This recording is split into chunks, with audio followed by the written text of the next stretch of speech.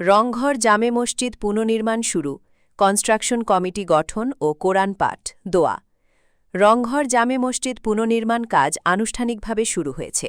গত শুক্রবার ১০ সদস্য বিশিষ্ট একটি কনস্ট্রাকশন কমিটি গঠন করা হয়। কমিটির সিদ্ধান্ত অনুযায়ী সোমবার এলাকায় উপস্থিত আলিম উলামাদের উপস্থিতিতে পবিত্র কোরআন পাঠ এবং দোয়ার মাধ্যমে মসজিদ ভাঙার কাজে শুভ সূচনা করা হয়।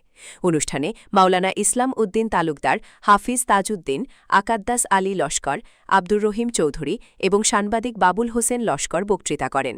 কমিটি স্থানীয় মুসল্লিদের এবং শুভাকাঙ্ক্ষীদের মসজিদ নির্মাণে দান খয়রাত ও সহযোগিতার জন্য আহ্বান জানিয়েছে।